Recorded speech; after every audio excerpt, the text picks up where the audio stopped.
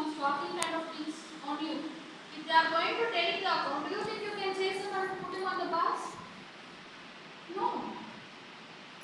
அவங்க கொடுக்குற எல்லா இன்ஃபர்மேஷனும் மேக்ஸிமம் ஃபேக்காக தான் இருக்கும். அதனால தான் முன்ன பின்ன தெரியாத யூசர் கிட்ட பேசாதீங்க அப்படின்னு சொல்றது. அதே உங்க ஊர்ல உங்க தெருவில் ஒரு பையன் இன்ஸ்டாகிராம் அக்கௌண்ட் வச்சிருக்கான், அந்த ஃபெல்லோ தான் அதை யூஸ் பண்றான், அப்ப நான் அக்செப்ட் பண்ண தாராளமா அக்செப்ட் பண்ணிக்கலாம், பிரச்சனை முடிச்சுட்டு போயிடலாம்.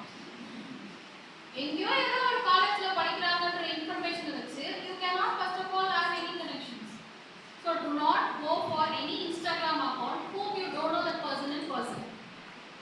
Okay, so these are the things you should practice in digital things to be safe. இன்னொன்று இந்த கூப்பன்ஸ் எல்லாம் நம்பி கிளிக் பண்றது, ஆஃபர்ஸ் நம்பி கிளிக் பண்றது, just a click is enough.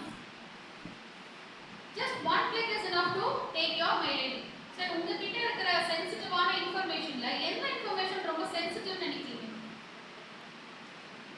You have your address, you have your phone numbers.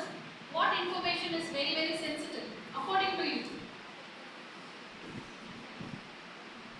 சொல்லுங்க.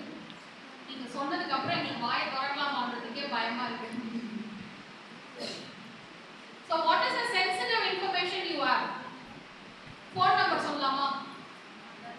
என் phone number நான் யாருக்கும் ஷேர் பண்ண மாட்டேன், it is very secure அப்படின்னு சொல்லலாமா? ஆனா இந்த மெயின் கல்பிரிட்டே மெயில் ஐடி தான். நம்ம என்ன பண்றோம், phone number ப்ரொடெக்ட் பண்ணணும் அப்படின்றதுக்காக மெயில் ஐடி எல்லா இடத்துலயும் கொடுத்துறோம். ஆமாவா? சப்ஸ்கிரிப்ஷன் மெயில் ஐடி, காலேஜ்ல மெயில் வச்சுக்கோங்க, என் மெயில் ஐடி ஒண்ணுமே கிடையாது, இது ஜிபே கூட கிடையாது, ஃபோன் பே கூட கிடையாது, அக்கௌண்ட் கூட கிடையாது, வச்சுக்கோங்க, take this take that take everything. அந்த மெயில் ஐடி வந்து ஒரு முக்கியமான ஒரு விஷயமா இருக்கு.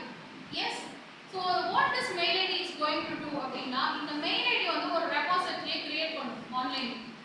இந்த ரெபாசிட்டரி அப்படின்றது எப்பெல்லாம் நீங்க அந்த மெயில் ஐடி யூஸ் பண்ணி ஏதோ ஒரு ஆன்லைன் ஆக்டிவிட்டி பண்றீங்களோ அப்பெல்லாம் அந்த ரெபாசிட்டரி எடுத்து வந்து சேர்த்து வச்சுக்கணும்.